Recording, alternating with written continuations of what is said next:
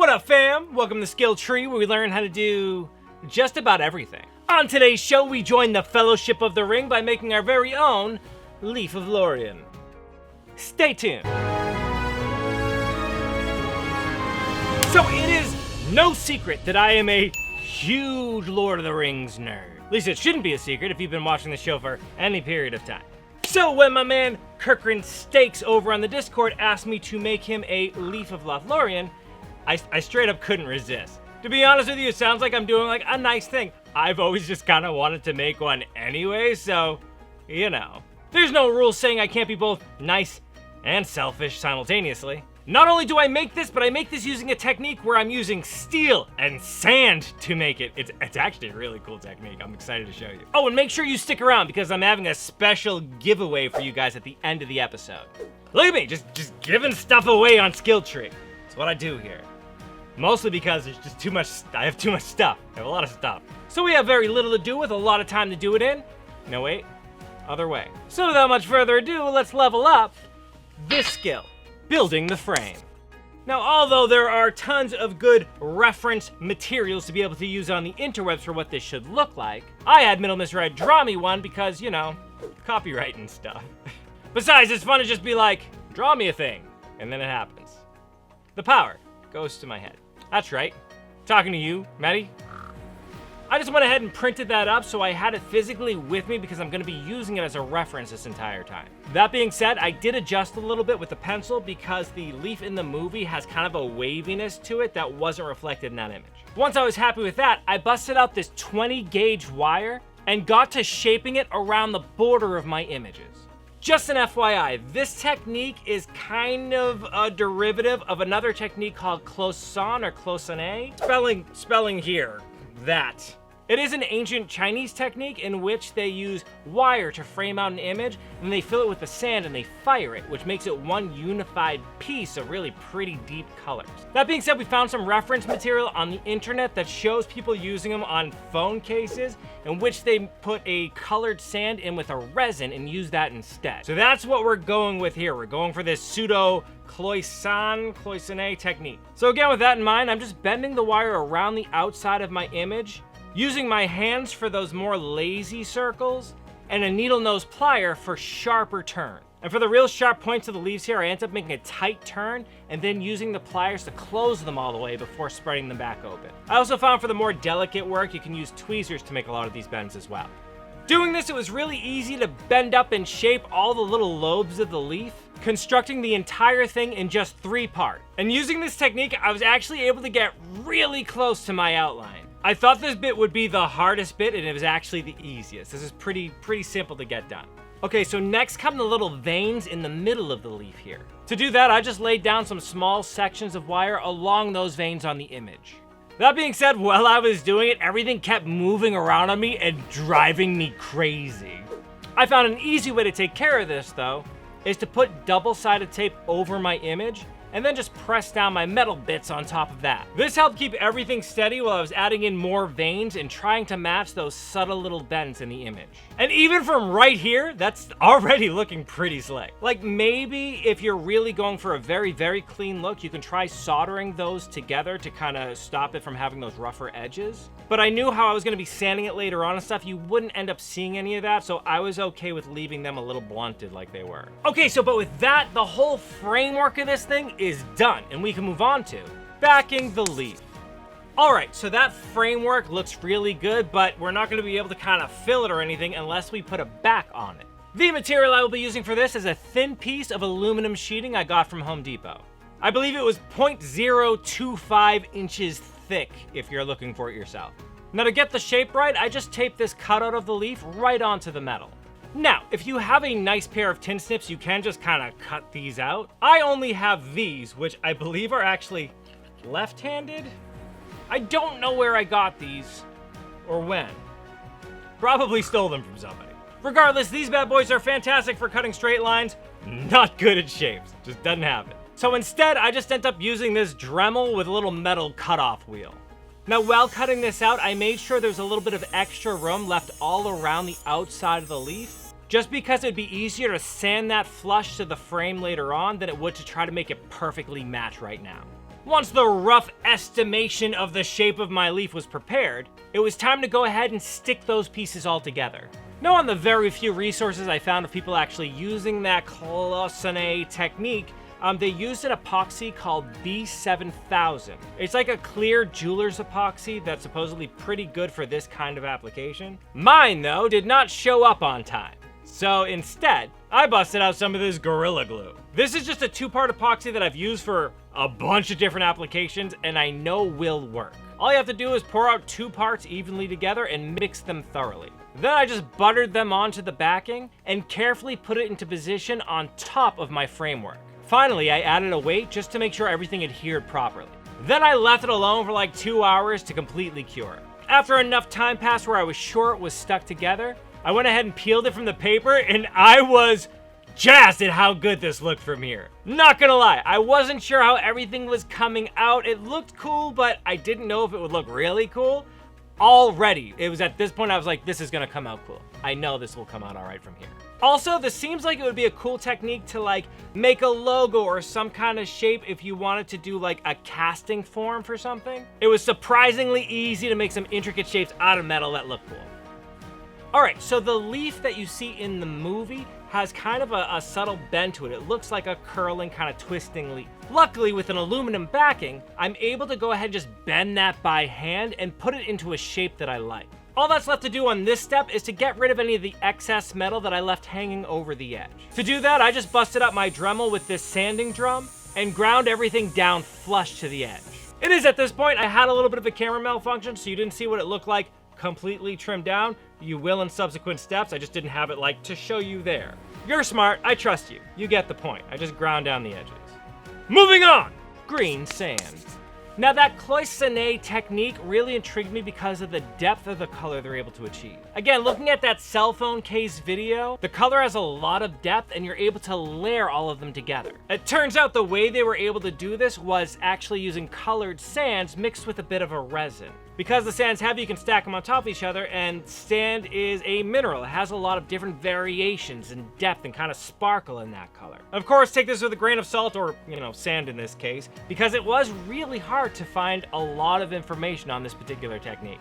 Even harder than finding the information, though, was finding materials. Finding sand in the color that I wanted to was like pulling teeth. It was horrible. At like craft stores and stuff, I was able to find like children's play sand, but it was always a weird lime green color. The sand online was prohibitively expensive for not knowing exactly how it was gonna look. I even got so desperate at one point that I broke apart a glass bottle and used a mortar and pestle to grind it down to a green sand. Which totally worked, by the way. It wasn't the color I liked, but that is a technique you can do. You can grind the glass into a cool sand. Anyways, turned out I was totally overthinking it because leather dye will 100% dye sand. This was my last ditch effort, so I went ahead and bought myself some of this really white sand used for decorative jars or whatever, and then just poured a bit into the dry sand as an experiment to see if any of it would dye. And look at how pure this color is. Totally on a whim, it was perfect. That came out beautiful. It sparkled like I wanted sand to, and the green was super deep, and because it's an alcohol-based dye, it dried like right away and didn't leave a residue afterwards. It's awesome. Highly recommended. Okay, so to put my sand in here, I needed something to be able to bind it into place. To do that, I just used the remnants of this 2-part resin that I had bought from a craft store earlier this year. To use this, all I had to do was mix the 2 parts together in the ratio as directed. Now, aside from it being like a clear resin, I don't particularly think it mattered too much the kind I used. Again, it was just what I had lying around. You just want to make sure you have a long enough pot time so it doesn't harden on you right away. This one's pot time was 2 hours, so it'd be 2 hours before it even starts to harden. With this all mixed up, I poured my resin into my gorgeous verdant sand mixture. Just enough to make a thick goop, but not soupy. That being said, were my wire a little bit deeper, I think I would want it to be a little bit more liquidy because it'll make the finish smooth without me having to sand it.